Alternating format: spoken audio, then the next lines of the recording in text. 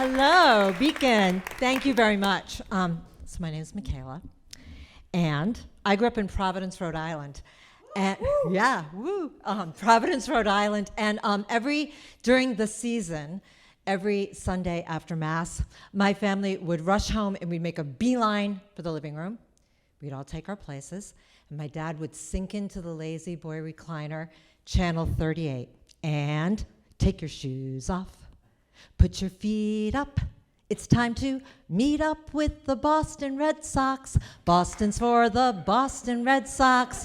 Relax, relax, and drink a Budweiser.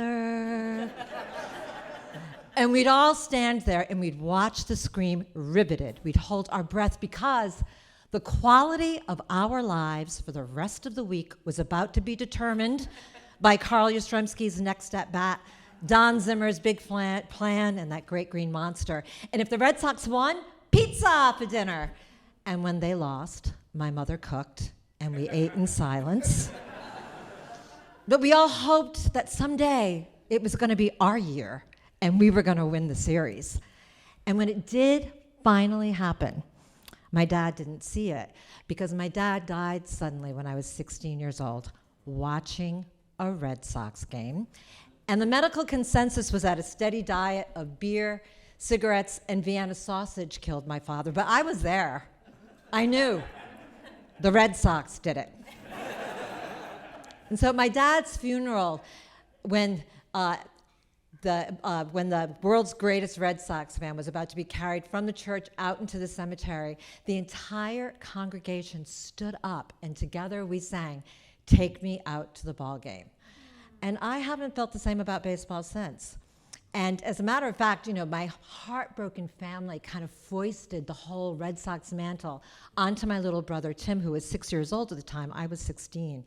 And that summer, there were baseball camps and baseball action figures and birthday cakes into the shape of a baseball diamond. And my Aunt Eileen, who was a nun, who was a Sister of Mercy, she actually hired Red Sox players to come to my brother's birthday party. So we had Wade Boggs and Denny Doyle in our living room, and I would have absolutely nothing to do with it. I just stood there in the middle of the whole thing reading Sylvia Plath and rolling my eyes. Because I hated baseball. I didn't want anything to do with it. And I actually was already dreading the next season and the beginning of the whole thing again. But I needn't have worried, because the next year was 1981, and it was the year of the baseball strike. Baseball had been silenced. But in the middle of that summer, I get a call from my Aunt Eileen, the nun, and she says, "Hi, Kayla, it's me, Aunt Eileen. Listen, I just won 2 tickets to the WJAR All-Star Game trip to Cleveland, Ohio, to the All-Star Game, but on account of the strike, God only knows when that's going to be, and I'm leaving tomorrow for Rome, Italy, the Vatican, to have an audience with the Pope, and I'm wondering that if the strike is resolved while I'm with the Holy Father, could you take your brother to the game?" And I think, this is never going to happen. So I say, "Sure, Aunt Eileen, I'll take him." She says, "You'll get a call." So she goes. She's not even gone like 6 hours. The baseball strike is resolved. And the very first thing that Bud Selig, the baseball commissioner, does is he schedules the All-Star Game for like the following Tuesday to kind of build up the morale of the disillusioned fan. And I get a call. I am told that I am to meet with all of the other WJAR radio All-Star winners at the Bonanza bus terminal in downtown Providence at 4:30 in the morning on Tuesday. Tell them you're Murphy are my only instructions. So it's on. So I was living in Newport that summer, and so the night before Monday night, I go back. I take a bus into Providence. My mother picks me up. We go back to the house, and my little brother decides that we're going to get up at 3:30 in the morning. He's going to wear his little Red Sox outfit to bed, so he's all ready to go when the alarm goes off at 3:30. So we all go to bed, and the alarm goes off at 4:30. So everybody is up and everybody's screaming and blaming. And I'm like, get in the car now. So we just get in the car and we're driving through the still dark streets of Providence. And I go rushing into the Bonanza bus station. And there are all these old guys like standing around with coffee cups. And I'm just going, I'm Murphy. And they're like, you're Murphy. They were waiting for you. And I'm like, where'd they go? And they're like, they just left. I'm like, where? And he's like, Logan Airport. And I say, what airline? And they're like, I don't know. So we're standing there. My little brother is in his little Red Sox outfit with like a catcher's mitt like dangling off of his arm. Like he looks like an ad for the Jimmy Fund. And my mother is standing there and she's looking at him and she's looking at me and she goes, oh, poor little guy. He's been through a lot. And I go, I know what we'll do. We'll go to the bank and I'll take out the $300 that I've saved up so far this summer waitressing in Newport, and then we'll go to the airport, and then I'll get 2 one-way tickets to Cleveland, Ohio, and then we'll go to the stadium, and then we'll make an announcement to Norm Sherman, and we'll see the game. And my mother looks at me and she goes, that's a great idea. So we go to the bank and I get the money, and then we go to the airport and I go up to the counter to get 2 one-way tickets to Cleveland, Ohio. But I can't, because 1981 was also the summer of the air traffic controllers strike, right?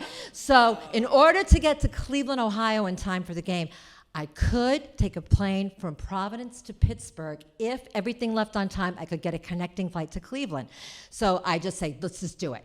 So I get the tickets and I go up to my mother and I tell her the plan, and she goes, all right, I'm gonna go and pray to St. Jude and the gifts, good luck. So my brother and I get on this plane. So we're on this plane and we're just like sitting on the tarmac. It's not going anywhere. It's like a mess. It's totally, totally delayed. To the point where like everybody else on the plane is getting off because they can't possibly make their connections. And I know I should get off the plane, but I can't. And so I'm just sitting there thinking, I'm not gonna get off this plane. And my brother is sitting there and he is going on and on and on about this game. He's this like huge statistician with baseball facts. And he's wondering like where in the lineup, Mike Easler, his favorite player from the Pittsburgh Pirates, is gonna be. And he's going on and on to the point, where I just can't even stand it. We're like 90 minutes just sitting on this, in the airport, like what are we doing? So I get up and I do that thing, I could go up to somebody who looks like they have some authority and you're like, can you do anything? Even though they can't possibly, and they know that that, and she's just like, no. And then she gestures to the empty first class cabin and she's like, you can move up to first class if you want.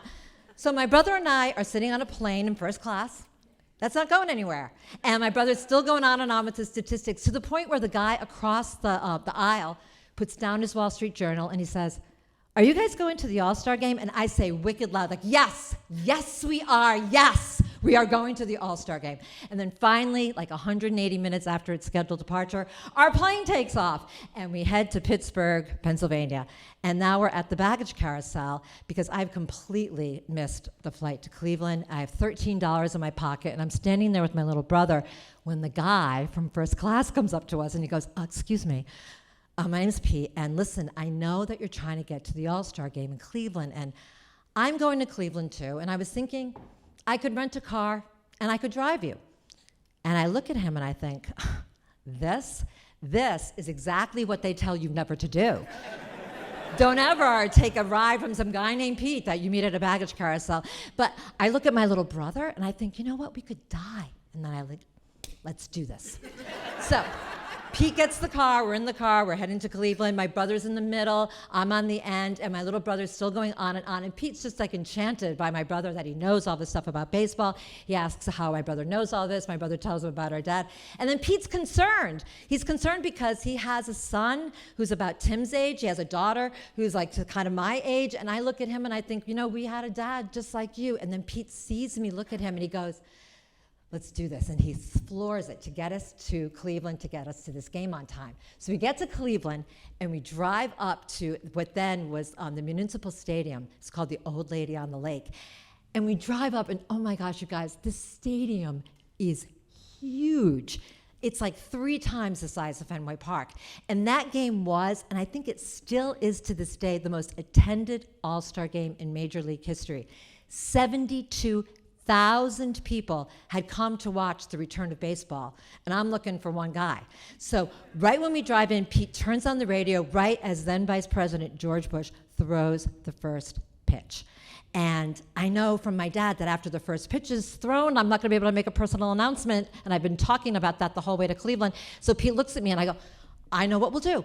We'll go to the head box office. We'll go to the head box office where I'm sure Norm Sherman has put 2 tickets aside for Murphy. And so Pete's like, okay. So we go and we find like the main box office area. I get my suitcase. I get my brother. I'm like, thanks. Pete's like, I'm going to come in with you. And so we go into the box office, and I start with the whole story, and this guy's just looking at me, and then my little brother goes, hey, mister, has Mike Easler been up to bat yet? And the guy looks at my little brother, and he says, hang on a second. And, he's looking for these tickets. Of course, there's nothing there for Murphy. And he goes away, and then he comes back with, like, a more superior-looking box office guy, and I start to go into, like, the whole story again, and he just holds up his hand. He goes, how many tickets do you need? And out of my mouth, I swear to God, I didn't even think of this. I just said, 3.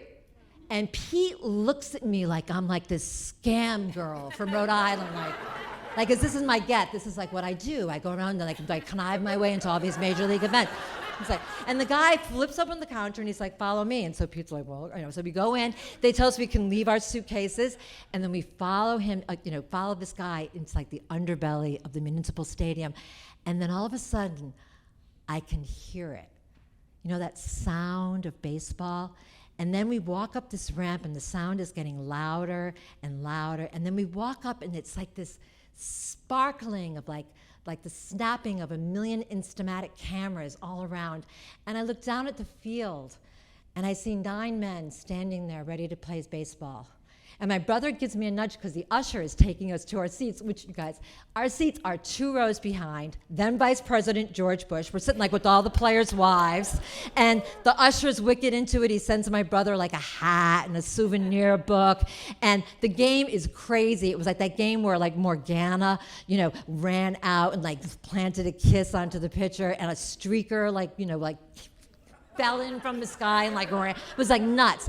And every hit was a run. And I'm talking about the game like I'm watching. I am frantically looking through 72,000 people, looking to see like where Norm Sherman might be. I'm looking for like, I don't know, like a hotel room sheet that says Murphy, we're here. And it's not even like the 7th inning stretch happens, and everybody stands up. And so they're standing there, and it's like that's when I realize that Norm Sherman is a radio personality.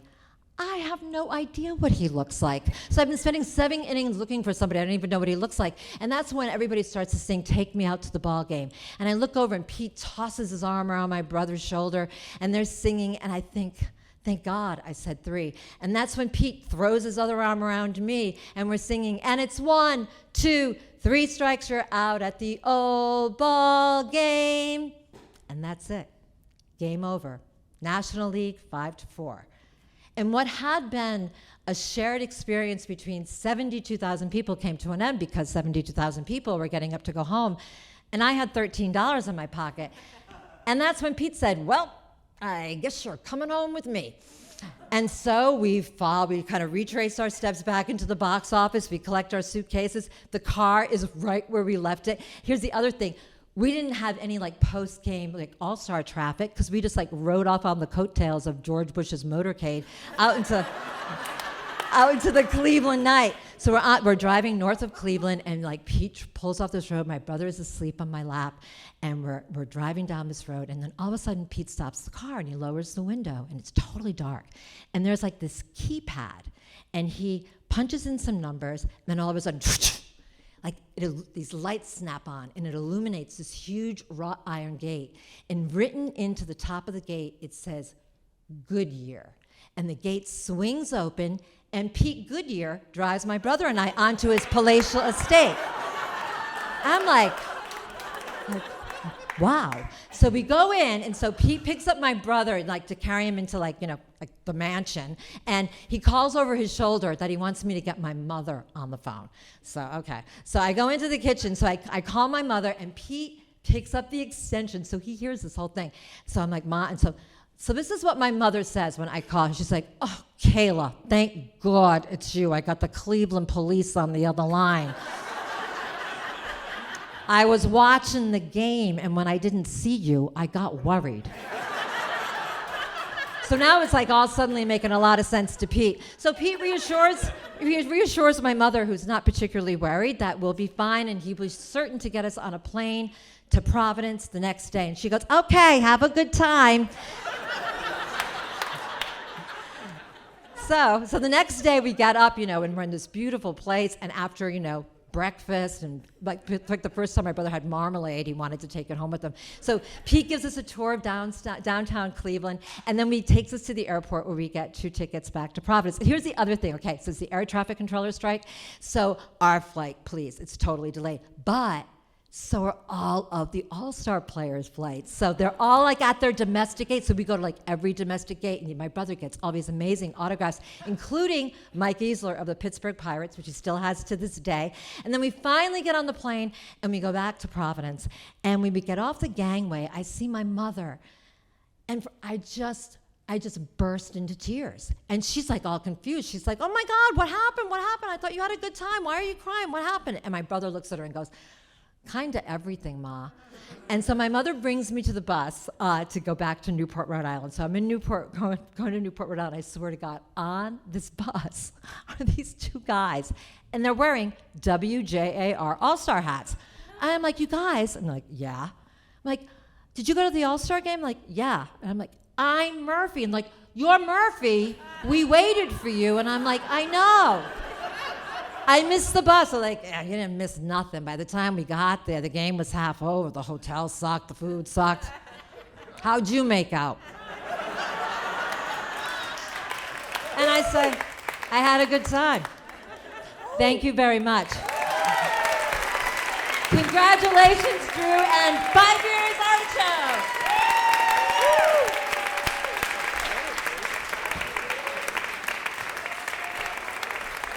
Michaela Murphy, everybody.